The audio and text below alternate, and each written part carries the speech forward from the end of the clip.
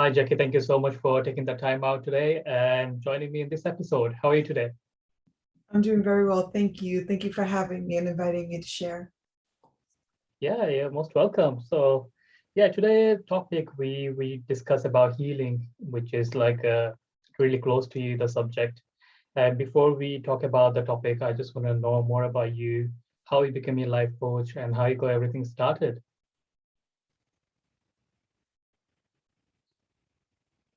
This is very interesting. I was just having this conversation with someone this morning about like really where it started. And Hmm. um I feel I was always on a mission to naturally express that I wanted to naturally heal. I always went where there was pain and suffering, but it Yeah, wasn't until my son passed away in 2009 that really kind of it was the largest and deepest and most traumatic pain that I have ever experienced. hmm, And I was really at a cross point of um, not knowing if my soul could go on. yeah, And my twins were very young; they were only 7 at the time, and I had to decide whether I was gonna live for them or I was die with my eldest son. And so yeah, in order to live for them, I had to go on a healing journey of myself. So that's where it really started for me. yeah. So, how long it's been like you've been a life coach now?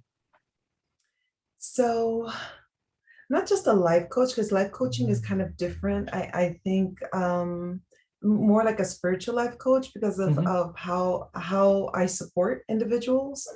And that really started in 2018 when I completed my second certification in coaching. I have two different ones. And Right. one was more a humanistic, neurolinguistic. So it's really about how the mind contains trauma and stress and visualizing and how we store it and processing. And the other one Yeah, was conscious parenting. And when I really started learning about how parenting and how those institutions of parent really affect us and yeah. our development of self and our relationships, that's when I really went into the coaching full time. Because until then, I was just studying to learn about myself and heal myself. Yeah. But then when I learned so much and healed so much from what I was learning, that's when I said it was time to put it out and share it with those that could receive it. Yeah, that's interesting. And ever since then, like you've been helping others on their journey, right? Oh, Yeah. absolutely. So it's like everything happens for our life. There is a reason, and it just to grow ourselves to the next level. So, like before we talk about more about healing, I want to know like what actually happened with your son. Like, what was the cause of his death, and how did you overcome it? Because I know it's not easy. We as about to lose our first child, and yeah, I know like how it felt. Uh, the situation when you actually go through that. So would you like to tell us more about like how did he pass Certainly. away? Yeah, Certainly. It's part of his story. yeah, So anytime I get to speak about him and share him, it's always brings me much joy, especially that I can support others that are yeah. going through tragedy and sharing his life and his transition. Um, so Joshua Noel, um, Nice name. had, thank you.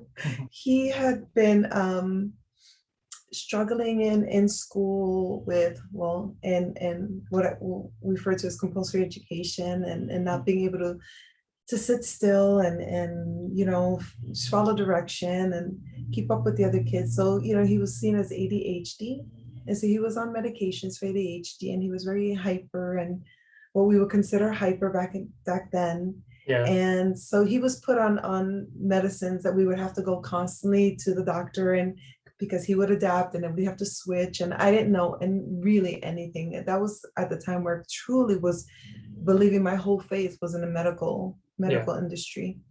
Um, so it came a time when he was getting really depressed, and we were going in and trying to get interventions for him. And I had my twins at home, and again, I was just following what medicine was telling me was the right way to go. So he was put on a mood stabilizer, which probably was not the best choice, I would yeah, say, at the time, now that I know better. about the pharmaceutical itself.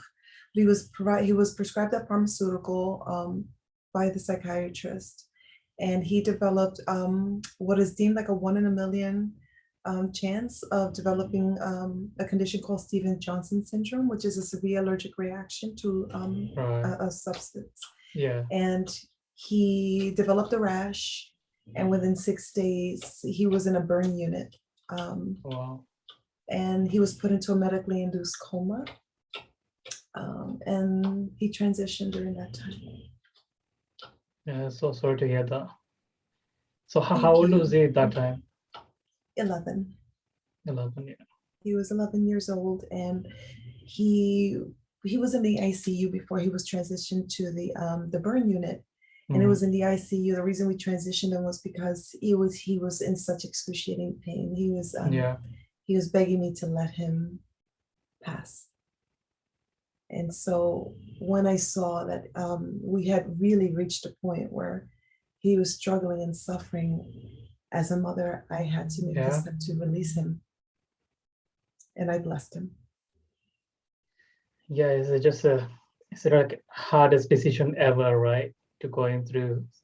If he's just gone himself, that would have been a different story. But then he's begging for it, and you have to release, and that's not like easy things to do. And it reminds me back to like back in April when our son was in ICU and he was like shifting from the hospital he was born into like a children's specialized hospital, and they took him from with a special ambulance and everything going through. It felt like he's not gonna come back again. I don't know, like I had the faith, but at the same time, the ways everything is going, all the negativity around and everything, it didn't feel like he's coming back. And I don't know, we just cried. Me and my wife just cried, and that situation was like I don't know, it's unexplainable. Obviously, you can understand you lost him, but those who never had a child, those who haven't gone through this kind of situation, it's just unexplainable with the words you can explain.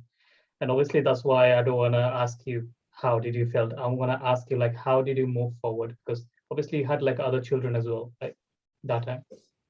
Yeah. I can tell you that in the moments where the doctor was coming out and saying, I don't understand, we're losing him, I don't understand. Yeah. I understood. And I knew that his soul was just tired of fighting. His frail little body could not take the pain anymore. Mm-hmm. And I remember going numb. And I remember feeling, it's not about you. Yeah. It's not about you. And I think that's where it started.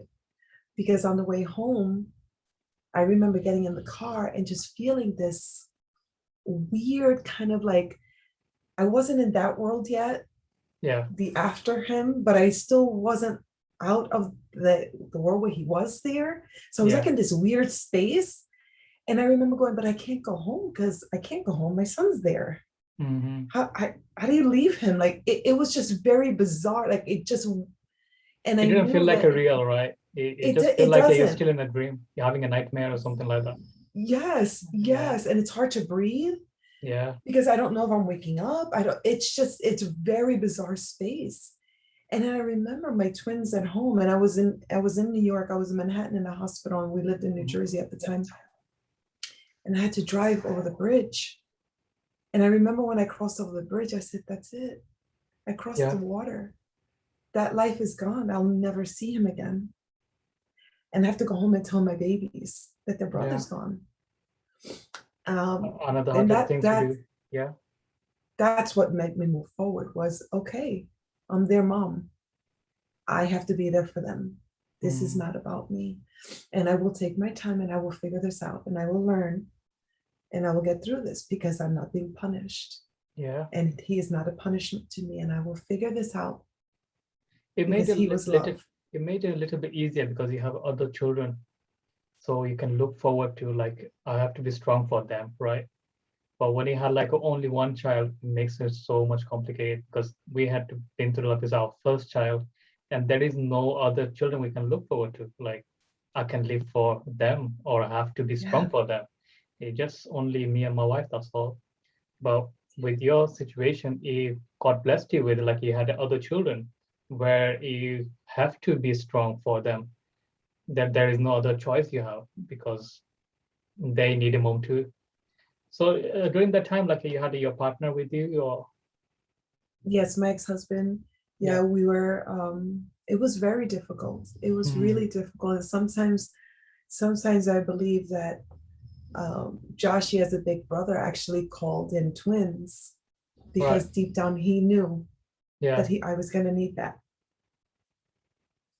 And and it worked. And I bless him every day. I was like, mhm, you knew mommy needed a lot of support and something to keep her going. And yeah, me as a mom, I live to be a mom. So everything is about being a mom to me. And that kept my drive. And but my ex-husband, he took on a lot more of the logistical burdens. That's where his yeah, sacred masculine took in.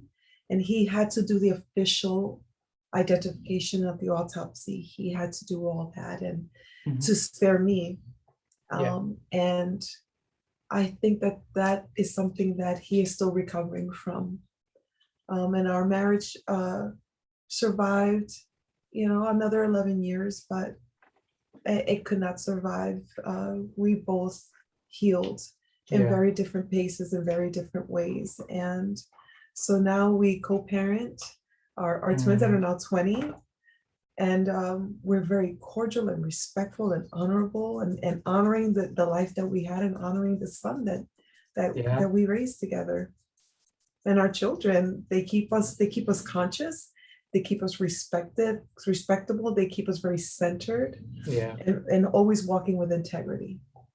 that's great. Yeah, because he was there for them like when they needed you. I Oh, think they need to appreciate you also as well because it wasn't easy for losing someone else and be there for them on the same time. It's like a really hard job. So how was your healing journey started? Did you needed any kind of therapy or like what was like a process like? that's a unique, it was a unique path. I have to say most of it was autodidactic. Hmm. Um, when my marriage started really suffering, we went to traditional therapies, and Yeah, I was studying psychology and was studying all that, but there was just something missing. No amount of psychology was truly addressing the disconnect, the yeah, spiritual pain, the somatic pain, the breaking of the, because I have to say that the moment we went into the church to do the service, because I had him cremated, and that was intuitive. My whole yeah. family, everybody's all about burials and cemeteries, and I knew intuitively. I said, no, he Hmm. will return to the essence of which he came here. And I did that intuitively, and we had a church service, and it was at that moment that I was sitting there and I realized that I was not a religious person, that I was a spiritual person, Right. and that the answers were going to come not from my religion, Yeah. but from my spiritual practice and my devotion to understanding myself as a spiritual being.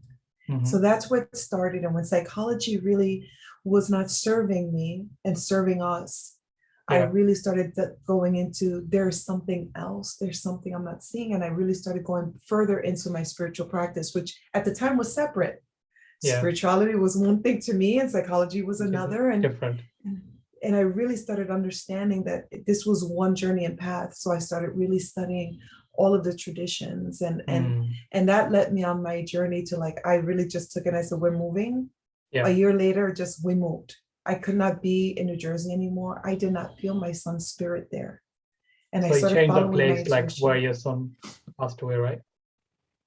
No, yeah, we moved. A year Yeah. later, we moved because we were actually thinking of moving to Arizona. Okay. We were already thinking of relocating, and he Yeah. loved it here. It was his favorite place. And Mm. I knew that if I moved here, that I would be closer to him. Yeah. And we did. A year later, I packed up my family, said we're leaving. That's it. We moved here. And that's where my practice really got strong when I got here. And I Right. started connecting with nature, and I started connecting and learning and started evolving. Then I started realizing that um,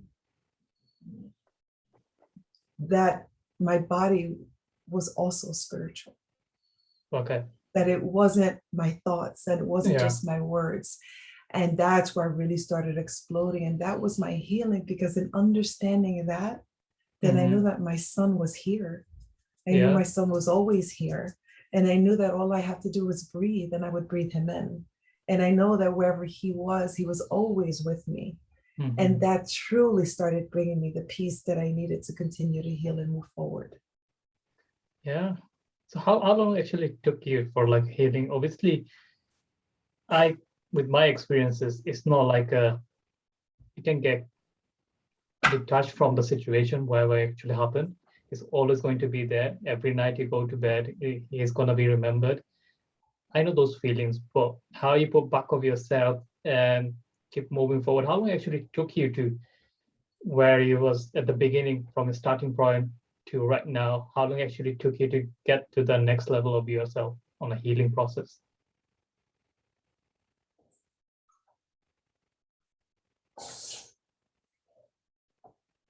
This is an urn, and some of his ashes are here, Hmm. and I carry them close with me all the time for a simple reminder of the as is, and always keeping me grounded in the present. Right. And I think that was intuitively from the very beginning, Yeah. was not to get lost in the life that was, and to embrace and love the as is. And that was the hardest part, Hmm. was loving Yeah. myself and my life as it is, and trusting that I am loved, trusting that I am love, trusting that we are all God, and trusting that we are not victims of life, that we co-create and co-author life. And Hmm. so understanding that was my mission, was I am not a victim, he is not a punishment, because there's only two ways out of this pain. Yeah. Is to surrender that I did something wrong and that he's a punishment and spending the rest of my life trying to do better, or saying there is no way that that little life was ever meant to hurt me, and I will figure this out. Yeah. I will learn, and I will learn, because my son was a gift and nobody's going to take that away from me. Hmm. And I chose that path. Yeah. And so I moved things around and really started walking in. He's always going to be my son. Yeah. I will always have three sons. How can I honor him and be his mother today? Because he is Mm. my son today. He's just in a different form. So how can I be the best mother I can be to him?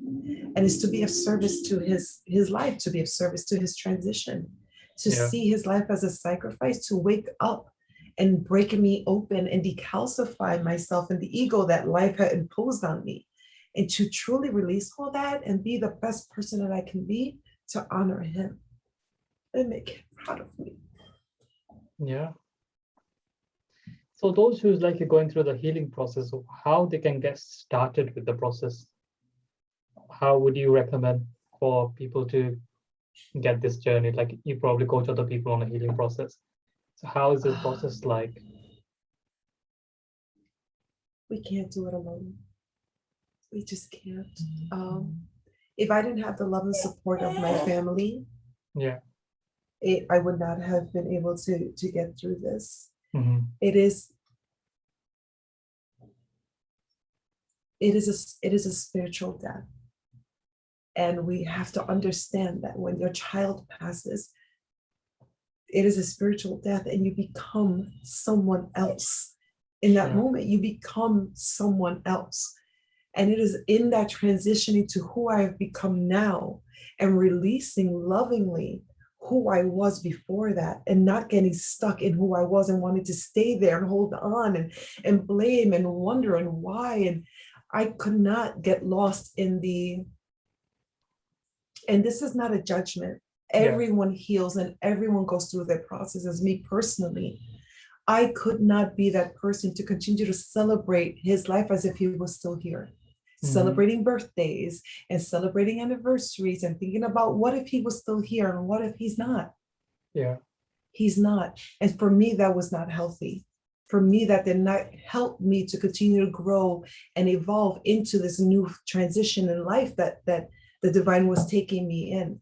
I would be holding on to what was. And so I needed a lot of support for that, a lot of guidance, and Yeah. again, a lot of teaching to get through the pain and not surrender to it and want to stay stuck in what should be or what could be and feeling victimized by it. I had to release that and stay in the as is, stay in this moment and move forward with that. And that requires support. It does. And we can go to a lot of the spiritual teachings, but when you're in that kind of pain, those spiritual teachings can take you to places that are very unbalanced. So it really does require someone that sees you, understands, can hold that space for you. And that's why I became that, or I'm still becoming, be nice, sorry, my dog. I'm still becoming that, healing myself so that I can hold the space for someone else, because there's nothing that was greater for me than for somebody to say, let it go. It's okay, I got you. Because I was always afraid that if I expressed or I emoted, someone else couldn't handle it and that would activate their pain and then they would feel. And so I was always a lot by myself, really holding it. I had people wanting to support me, but I knew it was too much. And if I opened up, they would. So I have become that, and I do that for others. Because again, the greatest gift is to allow someone to just reach out your arms and say, I know, I get it. It's okay. Feel it all. Get it out of your system. Let it out. Scream, cry, throw yourself. It's okay. I got you. I hold you, and nothing's going to happen to you. You're going to be okay. We got this together, and we walk this together. We must help each other heal together without judgment. We must help each other heal with guidance and love and patience and without judgment, and helping all of us embrace the new and help us transition and grow into the new very lovingly. Yeah, it's true. So like after you got someone like who's guiding you through help and being accountable for your journey, what someone can actually do for themselves, how they can moving forward with like a, is there something like a, obviously you can't really avoid the pain and the suffering you have to go through, and the grief stays for a long period of the time. Do you recommend someone to go for like a get some new hobby, get some positive distraction in order to go through the period of moment? Absolutely. Anything meditative. So hobbies are meditative. That's why whenever you're in flow, find the spaces where you can be in flow, where it can take you, where you can be in a sense of peace. So I really do recommend being in nature, playing instruments, dancing, singing, creating. We are creators. We are creators of life. And when we suffer such a tragedy, such a pain, we forget all that. And we are creators. So going back into that creative space, engaging, I'm sorry, can I just let him out real quick? Yeah. So really going into that creative space, support, going to places where people can have conversations, where things that lighten you up, have fun, try to remember and be very patient with yourself. Laughter is the greatest transmutation of pain. Find places and people that can see you and hold you and make you smile. Even when it's hard, even when you don't feel like it, when you smile, our bodies are amazing. Our bodies are amazing. And if we just put a smile on our face, especially when we think of our loved ones, when we can get to a place where we can cry, but we can put a smile on our face and remember all the beauty and create from that. Now we're healing, now we're transmuting, now we're moving through the fire. We can't avoid the fire. We can't run around it. We can't climb over it. We can't dig under it. It is a transition. It is an alchemy. And we must go through it. So whatever tools and resources we have, we must bring all of those resources in to guide us and support us and calcify us so that we can get through the fire without breaking. And when we come out more pure. So Yeah. imagine the creativity that can come out of going through that transition, honestly, with integrity and love. Imagine the love that you can offer to the world. Imagine what you can create and you can share with that knowledge Mm. and that wisdom that you evoked from the experience. So Yeah. absolutely, I say walk barefoot in grass, hug trees, stare up at the sky, pray, breathe, meditate, do yoga, dance, drum, hug someone, Yeah. cry laying there, but don't allow yourself to get stuck. Recognize that, patient, talk to yourself, become your own best friend. I think that's one of the things that it was very tempting to become my own enemy. It's very Mm. tempting to blame, very tempting to feel sorry for myself. And that doesn't serve anyone. And that Yeah. definitely did a dishonor to my son. It's true. Also, like we always think about the negative side of it, losing someone. I think there is a positive side to it as well. Like when I lost both of my parents when I was 13 years old, my dad was suffering for lung cancer and he was in a pain, like every night waking up screaming because of the pain and everything. And there is like a no joy for the whole house and everyone feel depressed and stressed. You know how it feels like if someone is ill, a loved one, no one can have a fun in the house. So coming from this situation, like every time when he passed away, only thing was on my head, the positive thing I can take on, like at least he got relief from his the pain he had suffering through.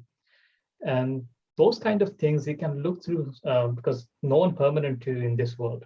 Everyone have to go, some goes early, some goes late, and we have no guarantee with our own life. So how can we have the guarantee when someone else's? And in the same way, I find the positive outcome would happen because you wouldn't be here today if your son didn't pass away. You wouldn't be healing other people. So with his sacrifice, now you trying to change a lot of people's lives. But same with me. If I didn't lose both of my parents, I wouldn't be here. I wouldn't be in the UK in the first place. They wouldn't let me come to UK, and obviously I would have been like doing different things, but I wouldn't be here sharing my stories and interviewing people like yourself with your great stories. And it wouldn't inspire anyone else. So always you have to look for like what positive things there is. But at the moment, probably you can't see the positive things happening. But when you look back 5, 10, 20 years later, all start adding to make sense. And eventually you're going to be happy about that rather than like being upset because no one going to be there forever in this world. So I know the grief will be Amen. there. Yeah, the experience will be there and you're always going to be remembered. But it doesn't really mean like your life have to be stopped. It doesn't really mean like you can do something else. Yesterday I interviewed someone like on podcast. She wrote a book, I think, which is called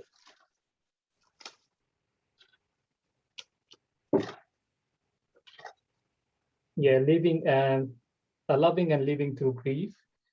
Her name is Emily Triox, so the podcast is going to come soon as well in coming weeks. So she actually talked about she lost both of her husband and they died like a similar kind of situation, some kind of illness and everything. And right now she's helping other people going through the kind of loss, how to deal with and everything. And she wrote the book. So she's like a proper pumped and everything. She's taking everything in a positive way, man. Is like why this thing happened and what thing I can take a positive way and can change people's life into it.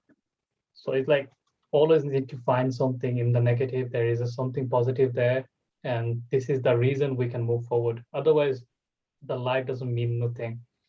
You can blame God, you can blame the universe, you can blame the circumstance around you, but I don't think that really doesn't really help you or the people around you. So even though like yourself, if you was in a mood on a grief and you gave up on your life, your husband would suffer, your 2 children wouldn't suffer, you wouldn't be where you are today. So how many people would suffer? It's not only you resonate. Yes, Yeah. absolutely. And you're so right because sometimes I'll laugh. Mm. I mean, literally something will come into my awareness and I'll make a connection and go, thanks, Josh. That's what that was for. Yeah. That's what that was for. And, you know, all the ancient wisdom, the ancient philosophies, all the ancient spiritual practices all teach us that we are multidimensional beings. Yeah. This third dimensional life is so small and it's very logical, it's very linear, and we get trapped in the prison of that idea and it's Yeah. suffering. To me, that is hell.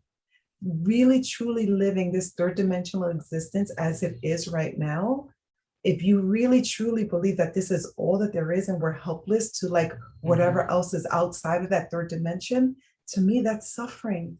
Yeah. And what you just described to me was hell on earth. Had I surrendered to this third dimensional understanding of who I am and this Yeah. linear existence, I live, this happened, it shouldn't have happened. Let me judge it and spend the rest of my life being angry that that happened and blaming someone else, and then I died.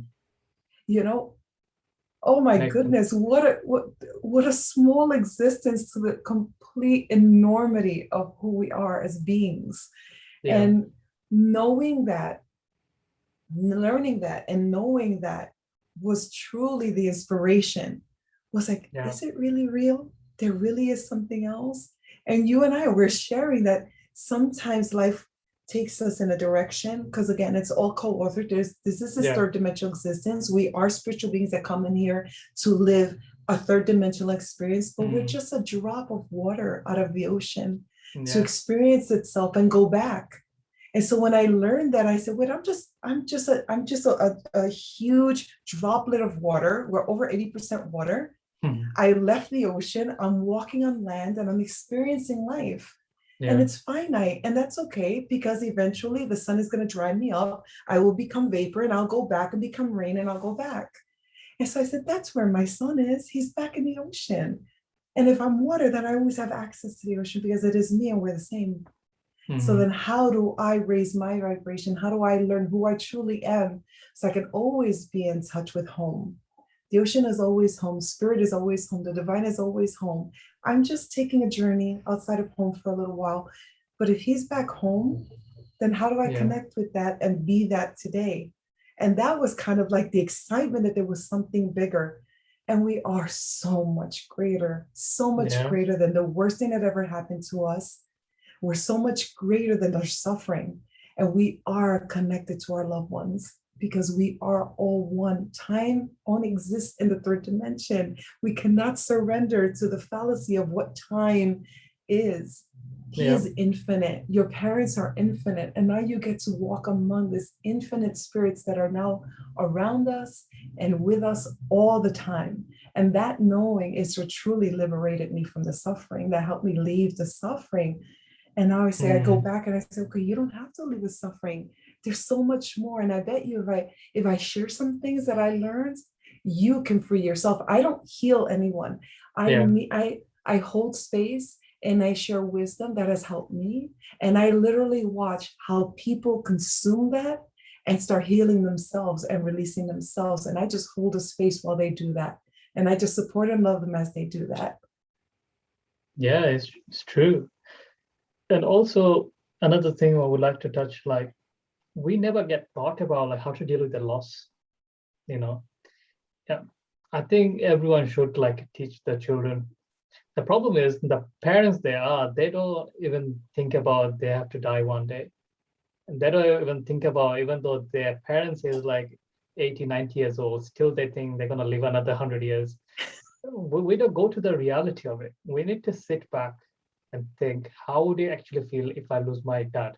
How would you actually feel is if I lose my mom, my spouse, my kid? Because someone's have to go. If you have like what's the worst case scenario is, and if you accept it, I think in the future, if it happens, it's not gonna be that bad as you think. After losing my parents right now, even though I think about what happens if I lose my spouse, what happens if I lose one of my siblings, can I cope? Can I deal with it? And everything. I have to manage this because I came across when I was like 10 years old. I've seen a lot of people dying on the one time, one of the year. I don't know why. And everywhere I go in the prayer in the mosque, I see this people is passed away, this people is passed away. Is one of my friends, mom or dad passed away. I was like, my mom never gonna die. In my belief system, my dad never gonna die. And when my dad actually passed away, I was like, this is actually happening. He's just gone. And this is me. This is Russell. I lost my dad. And this is a reality. This is not some kind of illusion. Like other people are dying. I'm not gonna die. My parents not gonna die. My people around me, they're not gonna die. But it wasn't a myth. So then I lost my mom. And then I just realized everyone have to go. My brother's gonna go one day. My sister's gonna go one day. Now I have this wife. She gonna go one day. Could be I'm the one first, or she'll be last, or could be she's the first and I last. We don't know. This is out of our control. So even though this year I just realized my son can go, and I never expected that. My brain was with my wife, me, my siblings, but I never thought about I'm gonna about to lose my own child because never thought of it this way.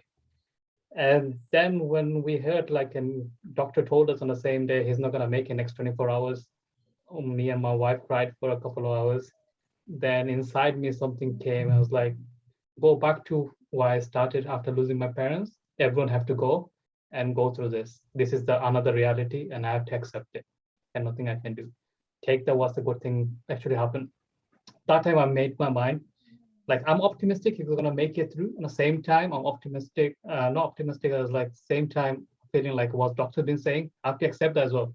Like if they say they can't do nothing else, only God can help. Obviously, I'm trusting in God. But what's the worst case scenario? He's not gonna make it.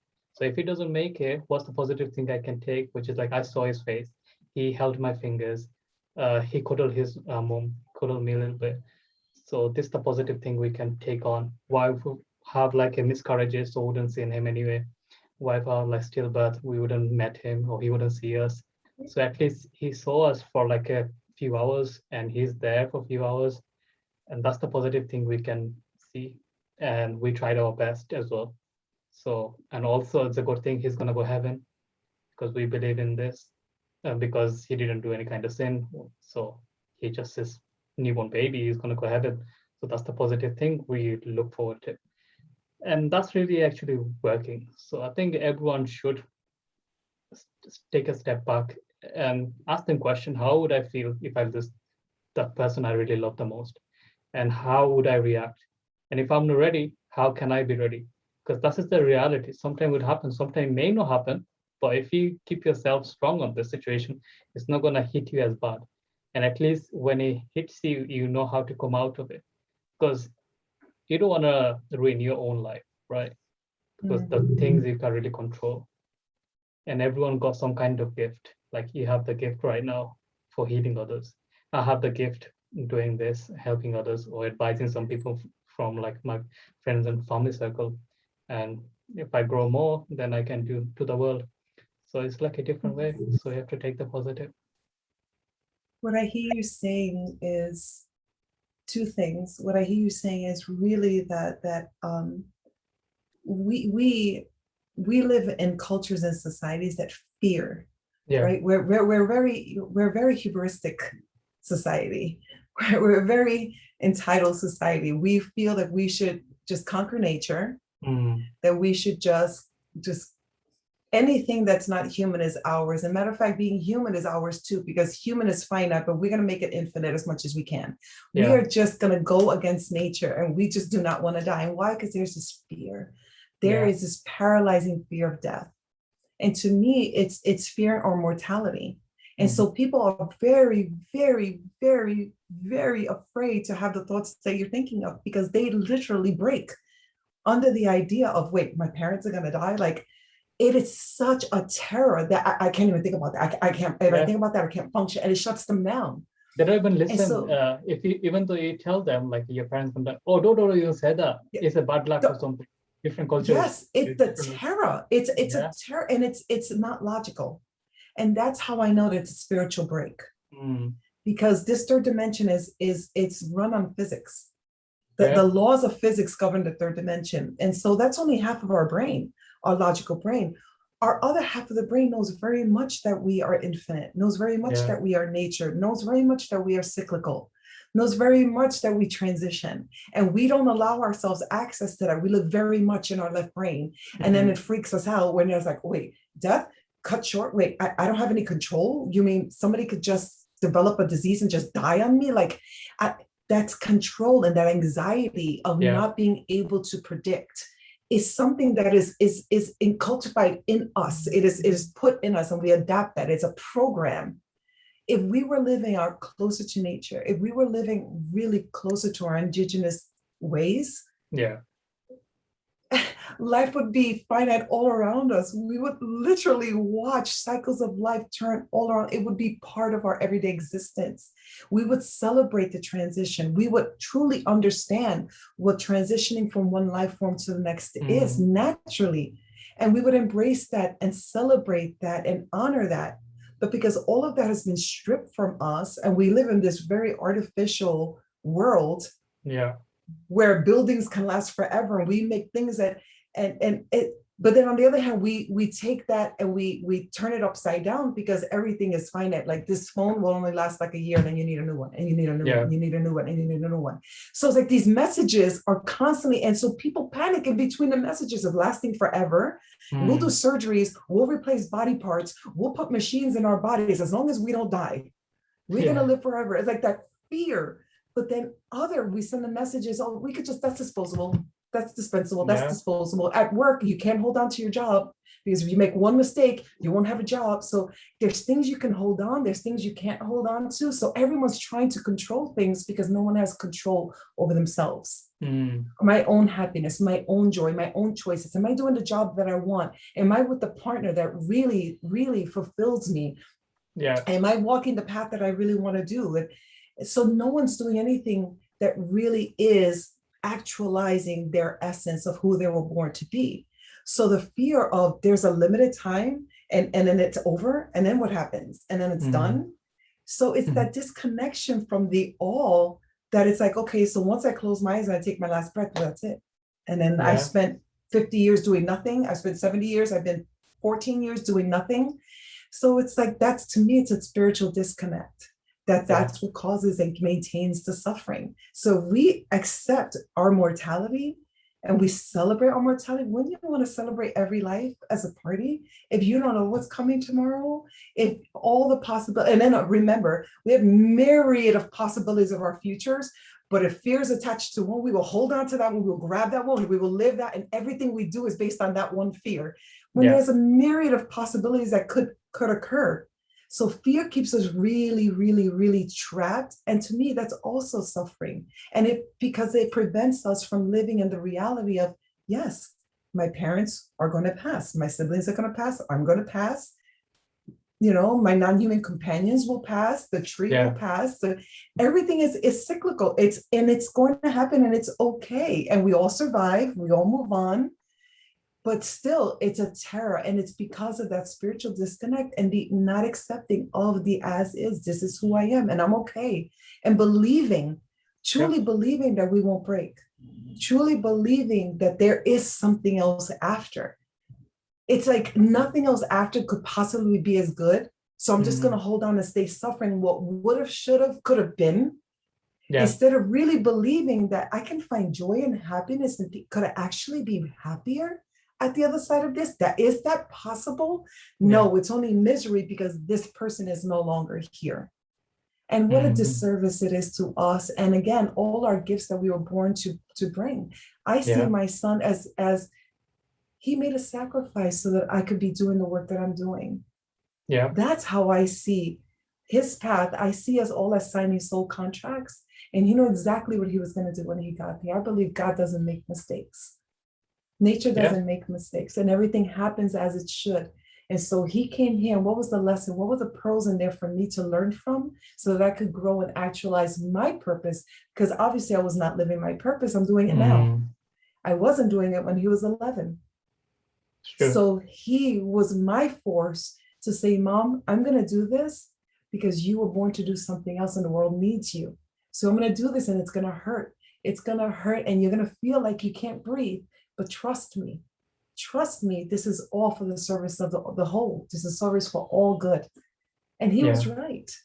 And so in service and gratitude to him, I do this work every single day to remind myself and remind everyone that there is something better and greater when you walk your true path, when you walk in divinity and integrity and love, and you really take life and say, we co-author this.